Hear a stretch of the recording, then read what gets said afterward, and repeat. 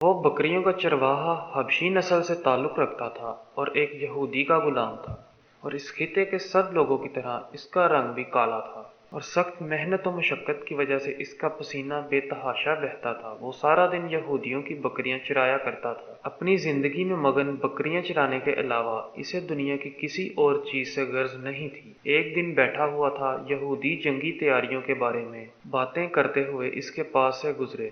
اچانک اس کے دل میں احساس پیدا ہوا کہ پتہ کروں کہ وہ کون سی طاقت ہے جو یہودیوں کے مقابلے پر آ رہی ہے۔ وہ یہودیوں کے پاس گیا اور ان سے پوچھا، یہ جنگ کس کے ساتھ کرنے والے ہو؟ وہ بولے، ہماری جنگ اس شخص کے ساتھ ہوگی جو نبوت کا دعویٰ کرتا ہے۔ اس کے دل نے خواہش کی کہ میں اس شخص کو دیکھوں۔ وہ اٹھا، لوگوں سے پوچھتا ہوا رحمت عالم صلی اللہ علیہ وآلہ وسلم کے پاس آیا اور کہنے لگا، آپ مجھے بتائیں کہ آپ صلی اللہ علیہ وآلہ وسلم کس چیز کی دعوت دیتے ہیں؟ اللہ کے پیارے نبی صلی اللہ علیہ وآلہ وسلم نے بتایا، میری دعوت توحید کی دعوت ہے، اللہ کے سوا کسی کی عبادت نہ کرو، اس کے ساتھ شریک نہ ٹھہراؤ، اور مجھے اللہ کا رسول مانو، اور یہ کہ میں اللہ کی وحی سے اس کے احکام لوگوں کو پہنچاتا ہوں۔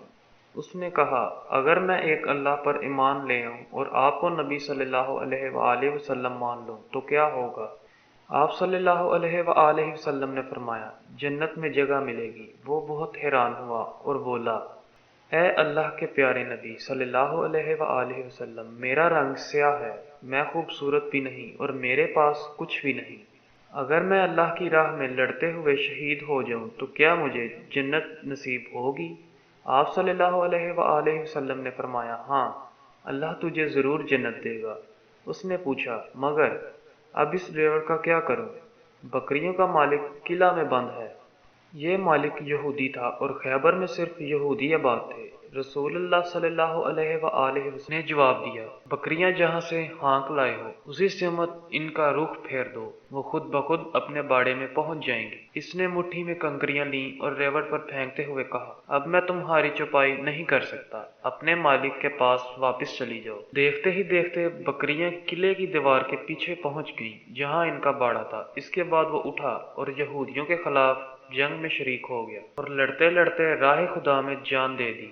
جب سرور کائنات صلی اللہ علیہ وآلہ وسلم کو اس کی شہادت کی خبر ملی تو آپ صلی اللہ علیہ وآلہ وسلم نے اس کی لاش کو دیکھ کر فرمایا، اللہ نے اس کے چہرے کو حسین بنا دیا، اس کے بدن کو خوشبوؤں سے معطر کر دیا ہے، اور جنت کی 2 حوریں اسے عطا کر دی گئی ہیں۔ یہ حسین چہرے والے حضرت اسود رائی رضی اللہ تعالیٰ عنہ تھے۔ انہوں نے سوائے جہاد فی سبیل اللہ کے علاوہ کوئی کام نہیں کیا، ایک نماز تک پڑھنے کی مہلت نہیں ملی، لیکن انہوں نے صدق دل سے نور ہدایت سے اپنے دل کو منور کیا اور اتنا بڑا مرتبہ حاصل کر لیا۔